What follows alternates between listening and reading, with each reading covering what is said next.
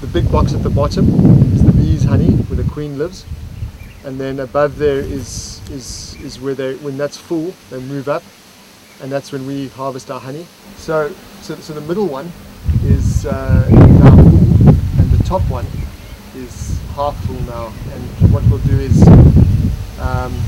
as we go into winter now, the activity will be less and less, and we'll put on one more super, I think, and then we'll harvest the honey probably in the springtime. So now we're not just looking at some kind of one-dimensional garden. We're taking it to all different, and we're utilizing all of it, and we're rotating them all the time, and then also protecting them through the winter months. So it's just being conscious, but certainly there's a lot less energy is put into this garden as it develops more and more and more, and nature is allowed to do her thing, which is what's really exciting about it. And it truly, I do believe in about 2 years' time, it will be a food forest. And if we can get more and more of these into these communities, and people can understand them and nurture them, and yes, take, but then also put back and feed, then we can start to create community around these sources of food.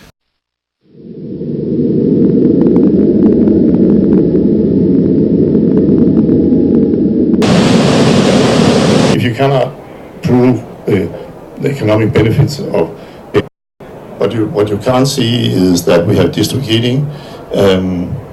Almost 100% of all buildings in Copenhagen is heated by district heating, and 63% is renewable now. So we are also on the way to make that change to 2025, where we have to be 100% renewable.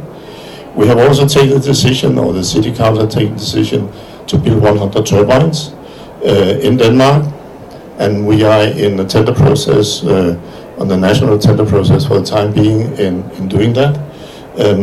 So that is an important part of the transformation.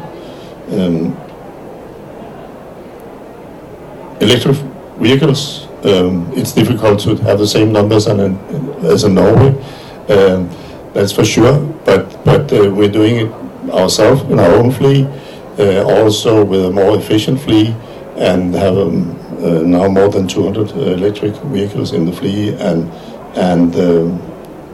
and working to the number of 100%. Climate adaptation, we also have to remember that, because that is important for a lot of cities, also our cities.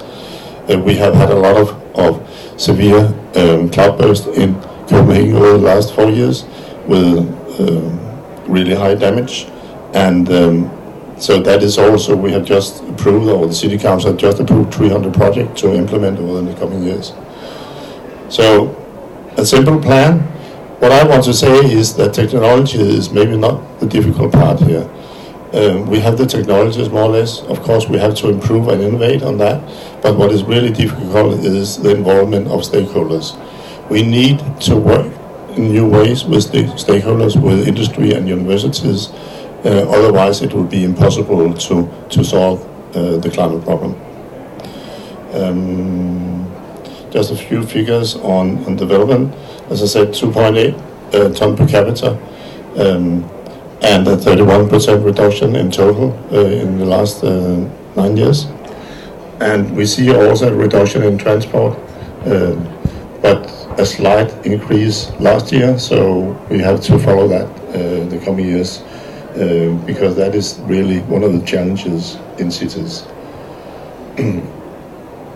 Yeah, so to conclude, I think what we can show in the Nordic cities is that we can have a strong political commitment for this transformation, and that is also a really important message to other cities around in the world. Also that we have good financial basic, and that is one of the issues also here in Paris. We need a financial solutions for cities. Otherwise, the infrastructure will not be the right one for the next 10 years, where a lot of cities will increase rapidly. Broad stakeholder involvement is key, and we have to work with new partnership models,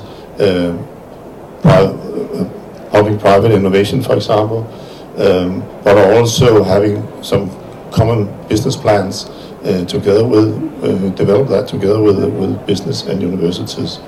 And finally, and not least, a lot of communication about what we're doing.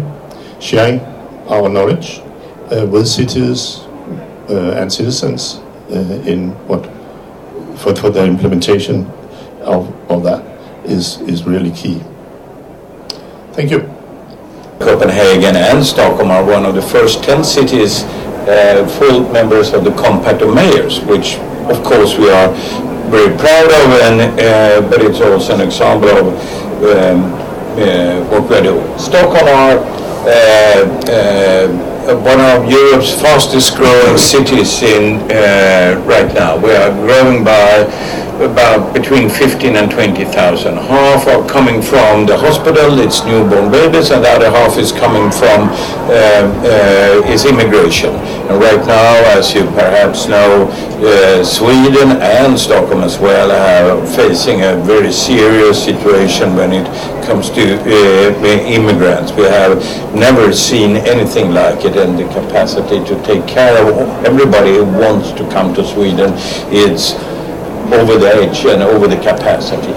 But we think the master plan is to create a dense city, and we think that it's also a sustainable city. So we want to use the facilities for public transit and biking. It's a shift in transport mode in Stockholm. And so also a different attitude among the public. When I started to work in the city hall 25 years ago, most people thought that Stockholm shouldn't grow. Today we want to grow, and it's a political consensus both that we want to grow, but also about the environment and sustainability. My mayor from the Green Party is not here, but there is nowadays very little difference between the conservative side and the left-wing side. We have a left-wing majority in the city hall, but we right now, since a year back, that we have had 8 years of a conservative coalition, and basically it's totally different compared to the situation 10 years ago. What we are measuring here is heating, electricity and transport. Of course we are aware about the consumption and the goods, but we have the same conclusion as you. It's almost impossible to measure it, and we don't want to ruin our statistics. We still want to do what we can do in the city, and no matter what will happen in this conference, what happened in Copenhagen 5 years ago, and we still want to do what we can to minimize our carbon dioxide emissions. So we have gone from 5.3 tons in 1990. We are right now down at somewhere 2.8, perhaps 2.6, 2.7, because we have rather warm winters. And the next goal is to be down to 2.3 tons in 2020. And to be a totally fossil fuel-free city. This is more complicated. I know that you want to be a climate neutral city, and the first capital being climate neutral in 2025, but to be a fossil fuel-free city is to have no fossil or carbon dioxide emissions at all. So what we are now planning for, how to get rid of the plastic in the incineration plants, for example, how do we control the car traffic? That is the biggest challenge that we have in Stockholm. And as you can see, we're down at about 2.5 million tons CO2 emissions. We have lowering it in the emissions in the city by a million million tons CO2 emissions since the last 15 years. And the blue line here is heating, and this is electricity, and that is car traffic and transport. And we think that we will be totally fossil-free heating in 2030, somewhere between 2025 and 2030. It's a discussion to perhaps be it already in 2020, but that would be extremely expensive, and we don't control our energy company. For the heating company, it's where half is owned by the Finnish company Fortum, which is owned by the Finnish state basically, and electricity, we are calculating the Nordic mix here. If then Swedish electricity, almost fossil-free. It's half is hydropower, then 40% is nuclear power, and the rest is wind, some solar, and some combination of the in the district heating systems. The big challenge is the traffic. How can we ensure that the car driving in Stockholm, and half of all car driving in Stockholm is not Stockholmers, it's they're coming outside from the neighbor municipalities in the region of Stockholm, but how can we control them so they don't use fossil fuels? And that is a challenge. We don't have the legal access to every measurements that we need and action, but that is what we want to do. I use this is the old king, our present king, which is Gustav II Adolf, is the present king's grandpa, and the king will be here tomorrow, I think, but here is inaugurating the combination when we combine the southern metro line with the western metro line. And the interesting thing, we are lucky in Stockholm to have very foreseen politicians. They planned metro stations to places where no one lived because they had the inner vision of the growing city. And the environmental work and the climate work have brought back the long-term perspective. What we are facing in Stockholm as one of the biggest challenge is the sea level rise of the Baltic Sea, because if the Baltic Sea flood into the big lake Mälaren, we have no fresh water. This is Hammarby waterfront. It's one of the first and most well-known eco-districts in the world. But here was the aim to reduce the environmental impact by 50%. Almost succeeded, but the experiences from here, we took it to the next district that we will reduce the environmental impact by another 50%. Here we have very tough energy performance request. We own the land, the city of Stockholm own the land, and there is a number of private developers, about 25 to 30 developers, who are building up 10,000 new apartments in a new green residential district in the north inner city of Stockholm. In Stockholm, and I think as in Copenhagen and Oslo, we have a green market-driven situation. This is an example where it's not so much of new technology, but it's a new thinking.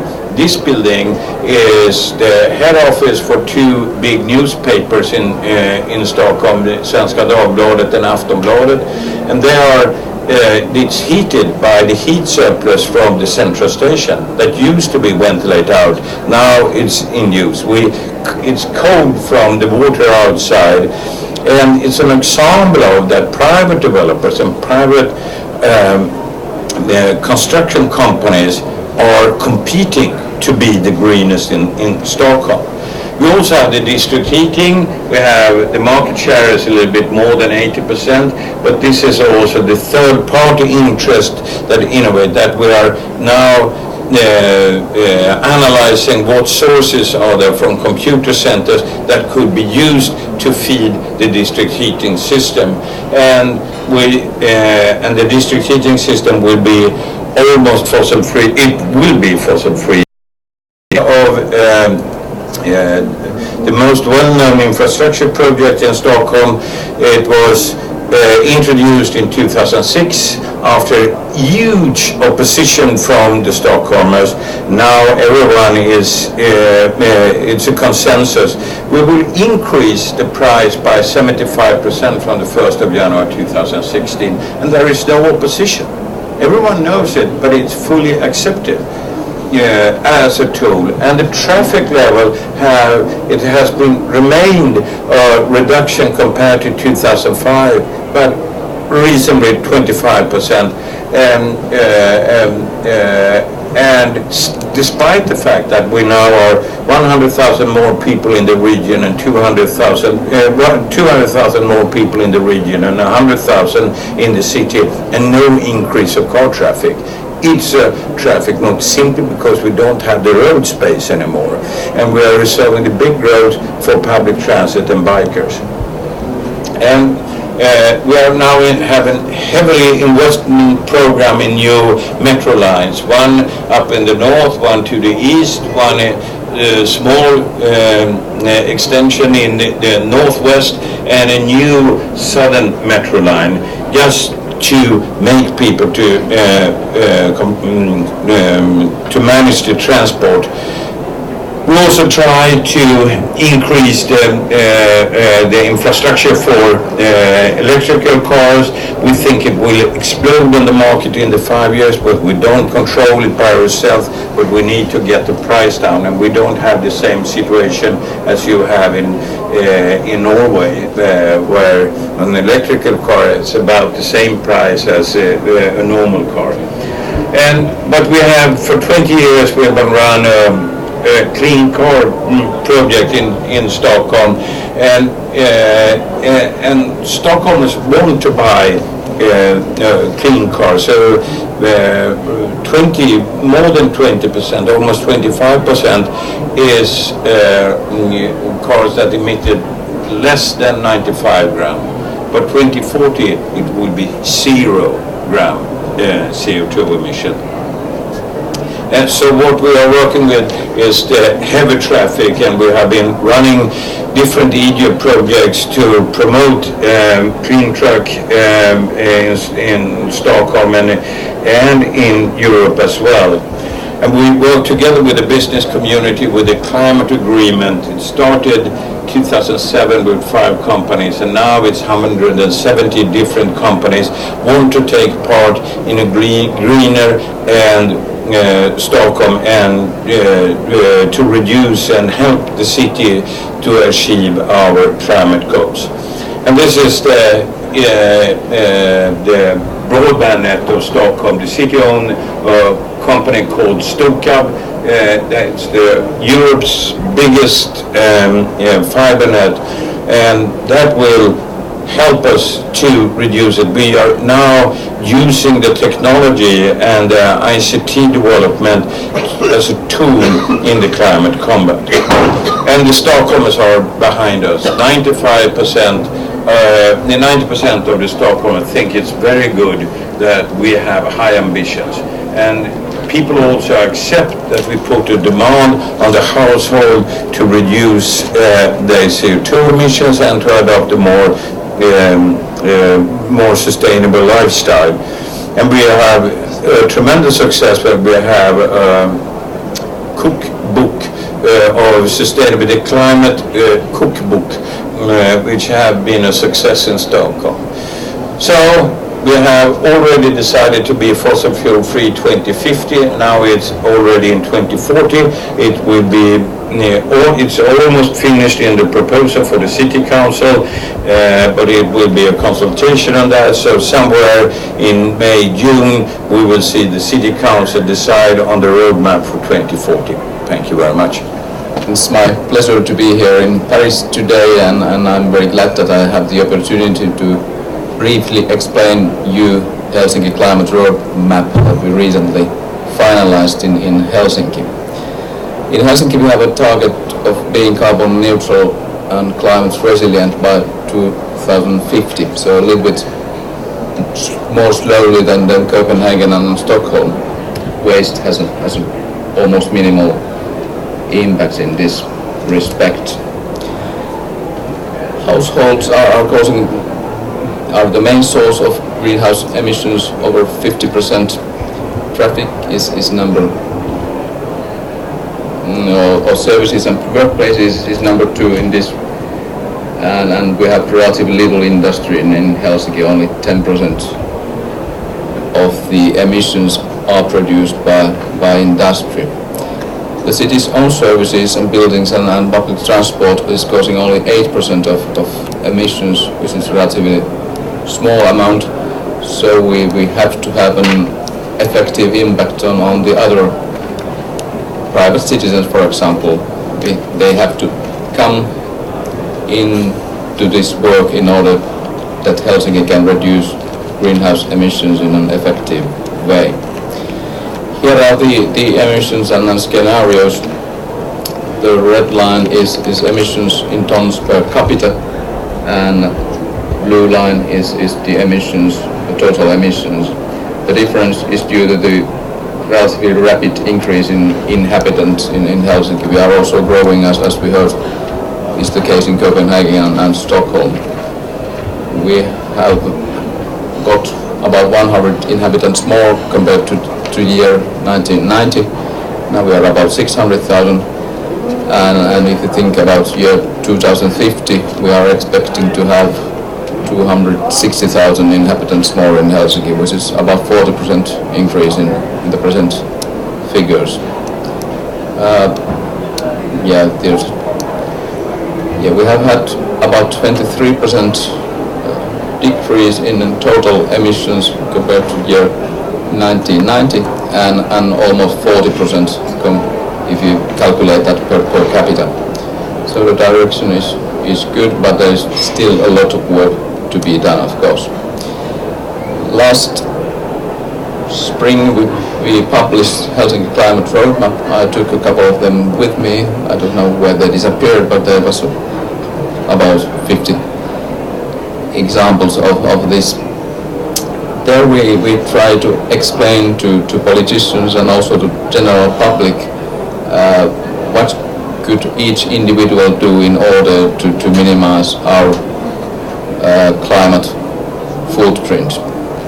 There are many practical advice, and also we have collected all the things that Helsinki City has been doing during the past years. We found some 800 different projects and different decisions that had an impact on climate change, and we kind of put them together to this climate roadmap.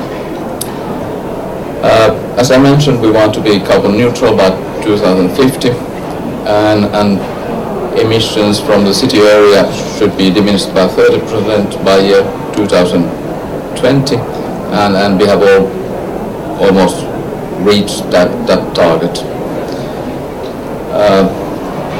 Also emissions from energy production reduction with 20%, that has already almost been reached.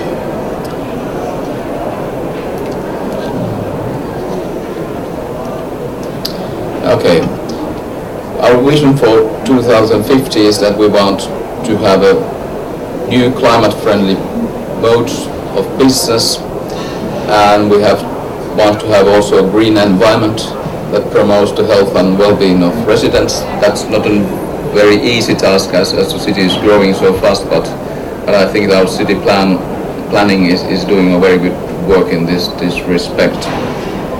And we want that energy would be produced in a carbon neutral way, and that we would have the world's best energy efficiency.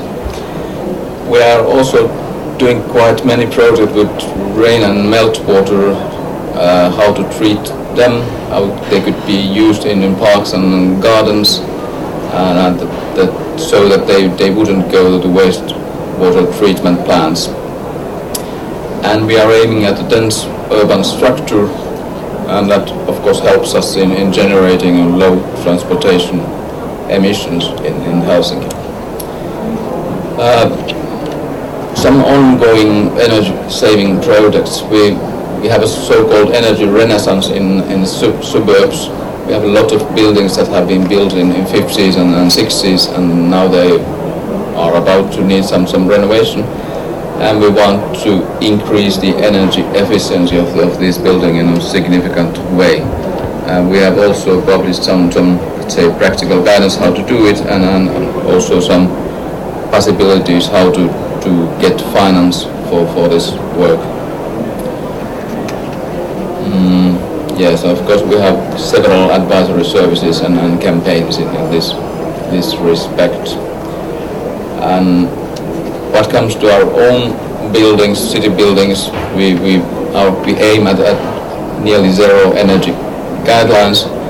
For example, the building of Helsinki Environment Center, in which I work, is now carbon free this year, and it's the most energy efficient building of Finland actually, even it's already 4 years old, and I think that's a pity. I would like that someone would be better, but no one has done that so far. Yes, Helsinki is producing now heat and power in a very efficient way as it combines production of electricity, production of heat, and also cooling. And this system saves about 40% of fuels compared to normal system.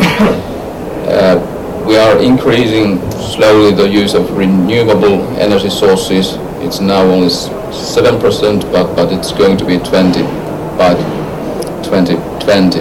Actually, probably tomorrow a very important decision will be made in this respect. The city council will probably decide to close our biggest energy plant, Hanasaari, and that means that use of coal in Helsinki will decrease by 2/3. So a big difference, but decision will be made tomorrow, so I can't be 100% sure if this is the case, but I'm almost 100% sure that this will be the decision. Yeah. One simple example is Katrivala heating and cooling plant, which is the biggest plant in the world of this kind. It uses the waste energy from the wastewater of Helsinki. It takes the heat out from it, and sometimes during summer, if it's very hot in Helsinki, that can also sometimes happen. That then this can be used vice versa, so that it gives cooling energy to the city. It's about 80% more energy efficient than let's say normal plant would be. We are going to have guidelines for locating wind power in the city area. We had a study that showed that most people want to have more wind power in the city, and that's what is going to happen in Helsinki as well. We try to adapt to increasing rainfall and flooding, and of course the methodologies, requirements and guidance for more energy efficient buildings are being created. We'll try to create a global reference area for smart and clean solutions, and there we have quite a good collaboration between cities, businesses and government. This project was launched in March this year, and now we have already some 80 companies, big companies or universities, research institutes there, and they have done some 150, let's say, agreement on what they are going to do in this respect.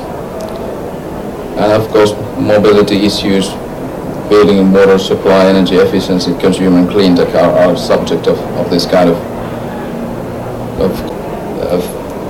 picture of every single house of Helsinki, and you can see whether your house is losing energy from rooftop and compare it to your neighbor if you want to.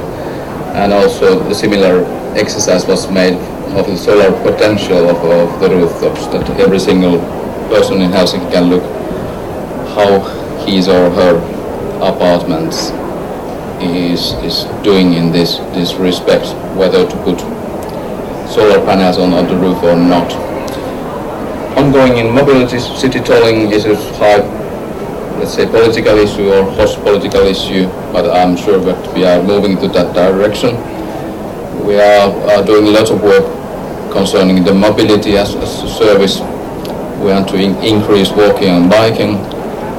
I, for example, bike every day to my work, but it's very far from the Copenhagen figures that it's. I would like to have same situation in Helsinki as well.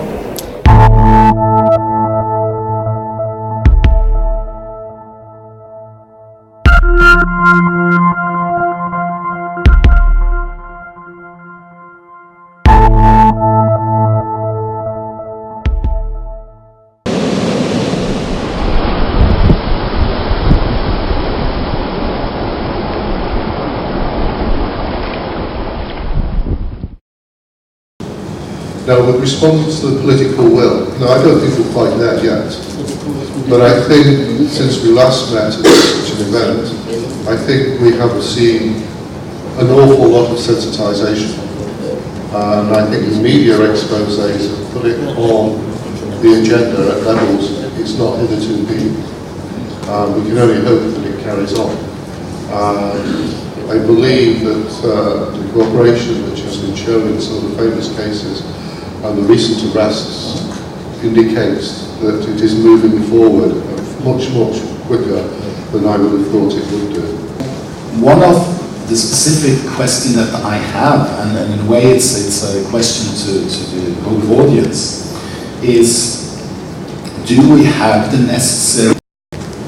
We had the possibility at one stage that the funder might land somewhere in Durban or Cape Town. If we had the LACER provision, we would have been able to arrest immediately and take action in South Africa.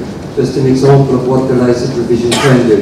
And then the third maybe suggestion, question, if Marcus can maybe quickly react to it. If we bring in a LACER provision, why is the LACER provision, why must we limit it to saying fish products or wildlife products coming that was harvested in contravention of the laws of another country? Why not say any fish that was harvested in contravention of the laws of another country or in contravention of any international or regional fisheries agreements? Then you make it even wider and more effective. You know, it may actually do that, and I used a shorthand. There's a whole set of action verbs and nouns in the Lacey Act, and so I went right to the issue of something's harvested, but it's something like harvested, transported, exported, you know, and a whole big set of action verbs, and then the list of underlying laws that you violate include laws and regulations, and it may include U.S. treaties as well. So I believe, for example, CAMLAR would count, but you don't hold me to that.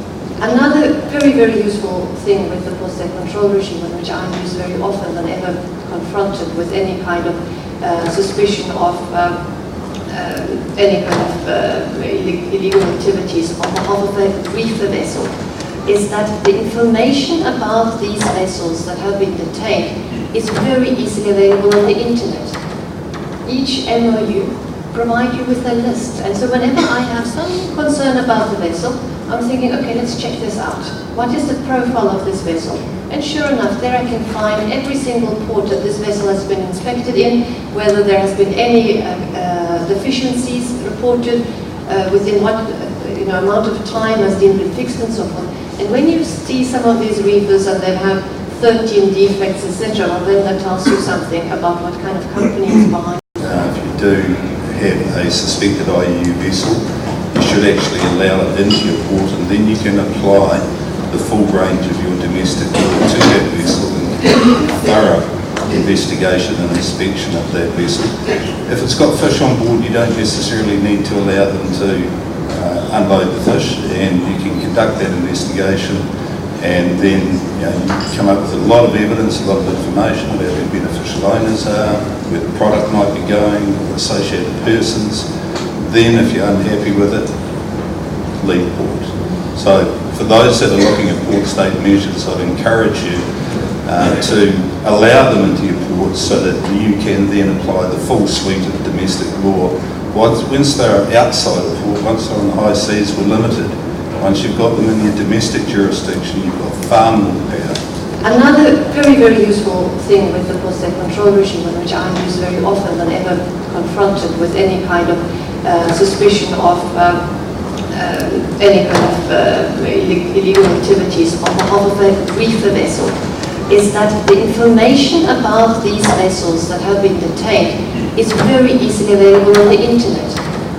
Each MOU provides you with a list, and so whenever I have some concern about the vessel, I'm thinking, okay, let's check this out. What is the profile of this vessel? And sure enough, there I can find every single port that this vessel has been inspected in, whether there has been any deficiencies reported, within what amount of time has been fixed and so forth. And when you see some of these reefers and they have 13 defects, etc., well, then that tells you something about what kind of company is behind this, what kind of vessel it is. if we could have that for fishing vessels as well, it would give us really a wealth of information to profile the operators that we are dealing with. What would you think of introducing notion of strict liability for certain fisheries crime? We had that in our fisheries law prior to our constitution, and some of that, in South Africa at least, is possibly unconstitutional, but it could be taken up at international, domestic level to work towards strict liability. If you are found at the moment with, say, 5 rock lobster in your possession, it's up to you to prove that they weren't taken illegally. Where you could take away somebody's boat, you could forfeit their fish, you could ban them from the industry, because what you're doing is you're putting the onus on them to comply. And so maybe the simplest example of that is a speeding ticket. Nobody really cares whether you knew you were traveling over the speed limit. The rule is you travel over the speed limit, you have to pay the ticket. And the idea is that it puts the onus on you to stay below the speed limit or around there. Criminal law, at its very fundamental level, deals with blame. It's society blaming an individual for being bad, doing something that was bad. And so at a very, very fundamental level, I think every legal system that's civilized that I'm aware of, you have 2 components, actus reus and mens rea. And the idea is look, if I pull out a gun and I shoot somebody, am I guilty of murder? And the answer is, well, it depends. If I thought I was shooting at a target and somebody happened to be standing behind the target, do we regret that? We absolutely regret that. Am I guilty of intentionally murdering somebody? I'm not. And that's a very important moral principle that I think we have to embrace. And certainly it would be unconstitutional to have strict liability, I think, in the United States. It's probably not a satisfying answer, but it's fundamental to criminal law. You can regulate society in other ways, but if you're going to use criminal law, strict liability is almost never a possibility. It does happen in the United States in very, very rare circumstances, but it would almost certainly be unconstitutional in a situation like Malaysia. Well, I think you've got a good point, because there is a balance between risk and the consequences. Everyone does risk analysis, so do they. But the risks and the costs may be quite low, because the criminalisation of fisheries crime is not equivalent to the level of criminalisation of the risks for say, drugs. And it may be well the case that the value of the vessels is not terribly high, and they may be prepared to write those off with the guys and some other ones quite easily. But it also may reach a situation where the vessels are forfeit and they're auctioned, and maybe they can buy them back at a cheaper rate and have a vessel which is free of any issues because it's seen as changed owner. But it may be the same entity but with a different corporate role. I mean, that happens in the maritime industry, where we've seen vessels being abandoned with a cruise and the same people have bought them back at auction, which means there's no liens against them and they can carry on and do it again repeatedly. So there is a risk there as well. I did a bit of research on the Lacey Act, and I wrote, after the Benga saga, I wrote a long article in the Cape Times suggesting exactly that, because we have wildlife crime generally, as we all know, rhino horn, elephant poaching, and I was hoping it would be taken up, particularly in Vietnam and other Asian countries where our rhino horn, etc. goes. But I got no feedback from a very prominent article in the local media. So I'd like to ask, not on the panel, but I know there's a delegate from at least Indonesia or other Asian delegates, what they see the political hurdles might be to have a Lacey type act in their jurisdictions. Port state control is really not something that we have been discussing a lot in the fisheries crime context yet.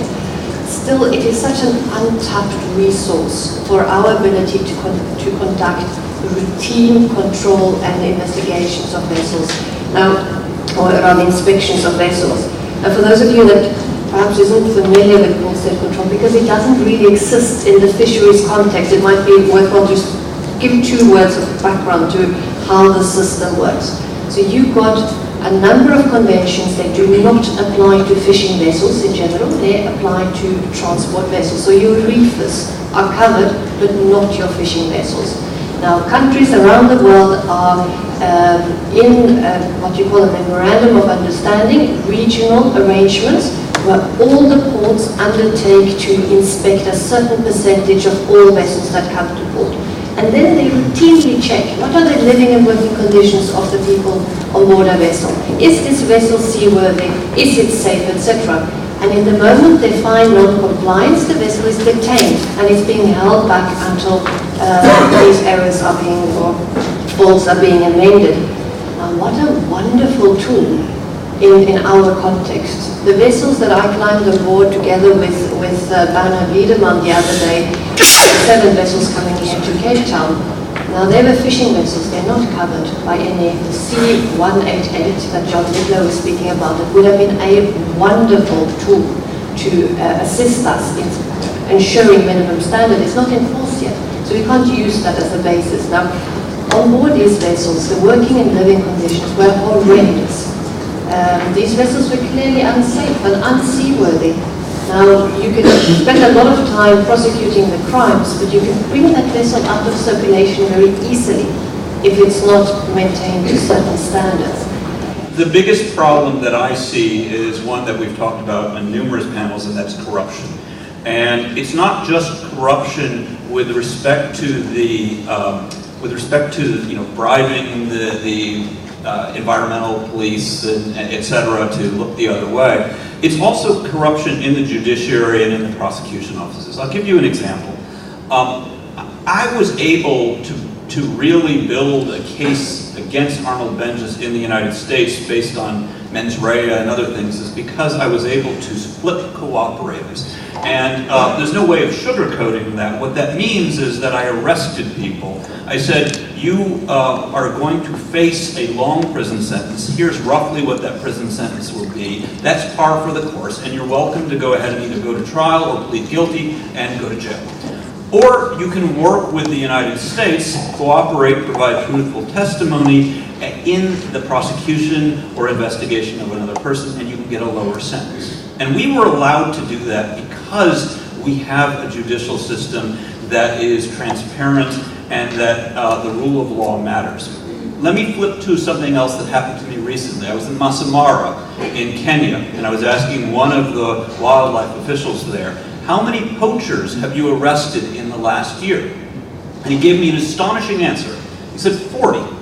And I was stunned because if I were prosecuting there, I would have taken each one of those 40 and I would have flipped them, and that would have turned into 2 more arrests and then 4 more arrests, and we would have had easily 200 people arrested and worked our way up the chain. That's how you do a prosecution here. That's how you do it in the United States. I said, what happened to those 40? And the guy said, I have no idea.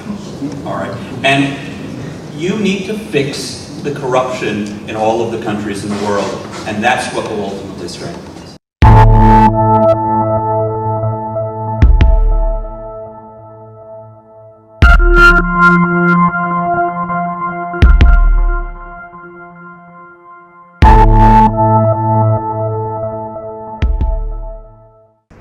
G'day, we're here at Monkey Valley Resort at Crown Eagle, overlooking Long Beach. We're going to cook some beef fillet today. It's free range fillet, it's organic. It's not fed the normal stuff that you get from these battery sort of animals, that is fed grain that is made from that has been affected, and it leaves a sort of footprint on the planet, and it's not really good for you.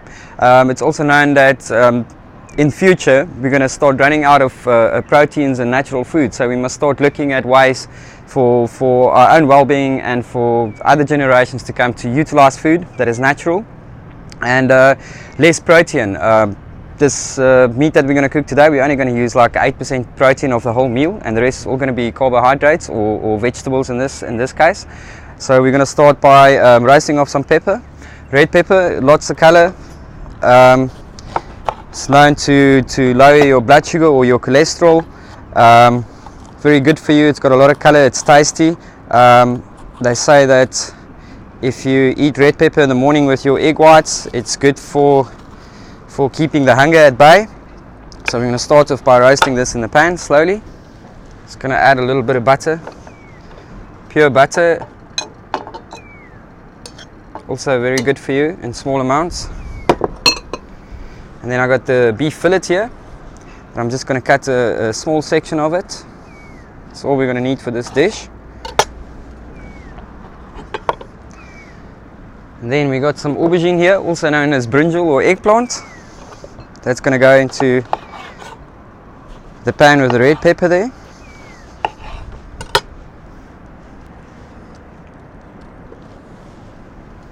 And then I got some baby marrow here, also known as courgettes or zucchini in America. Nice green color, which has got a lot of fiber, which is good for you. Helps with the digestion. So we're all just going to put it all in the pan and just let it cook slowly on a low heat there till it's ready, while we prep the rest of the ingredients. So I got a little bit of broccoli here. So once again, nice green color, lots of fiber. And I'm not adding any water or anything here. I'm just relying purely on the low heat and the natural water that's in the vegetables to slowly sort of cook it down. I'm going to take another pan. You can put a lid on this, but I'm going to take another pan and just let it cook in there slowly. I'm just going to wait for that. After this finishes, then we're going to start cooking our meat to the temperature that's the desired temperature, and we're going to add the vegetables to that. Right, so the vegetables is carried on for another 5 minutes now. It's almost, which is good for the cholesterol. Okay, our butter is starting to melt slowly. Some of the red pepper. So we've got a nice spectrum of colors there. Broccoli, so all these vegetables are nice and crunchy, which is what you want. All the flavor has been retained, nothing's been cooked away in water. So nice and nutritious and healthy. Meat is getting on, I'm going to turn that around.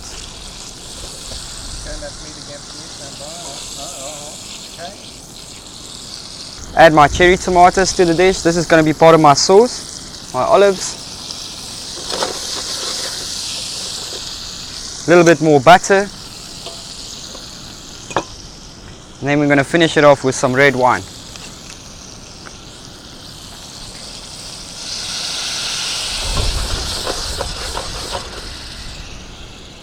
Then last but not least, fresh lemon.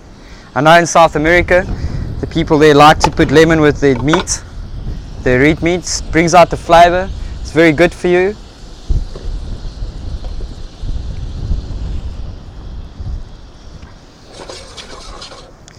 That meat is ready now, so I'm going to take it out. Just put it on top of your vegetables there.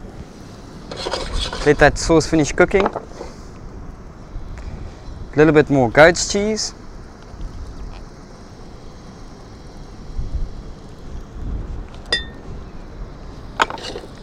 And just to give it a nice bit of color, some red pepper.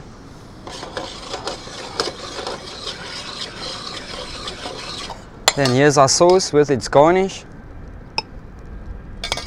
Just some red wine, olives, fresh cherry tomatoes.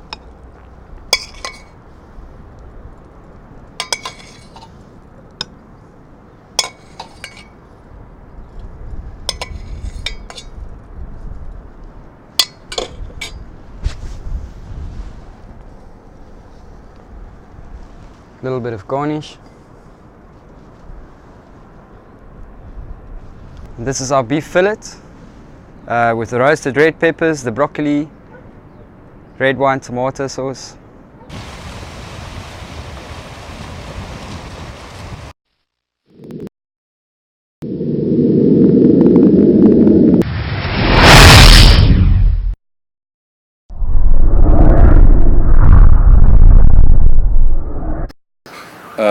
then we have the exact same story coming through from a study that is done inside of the States.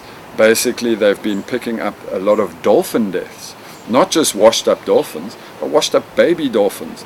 And you know, the level and intensity and frequency of these kind of stories are becoming more and more and more commonplace. A study was done, and now you and I would think that this should be fairly common knowledge, but this study was so necessary, and it was completed, and the study basically highlighted that it is not possible for us to live or cohabit this planet with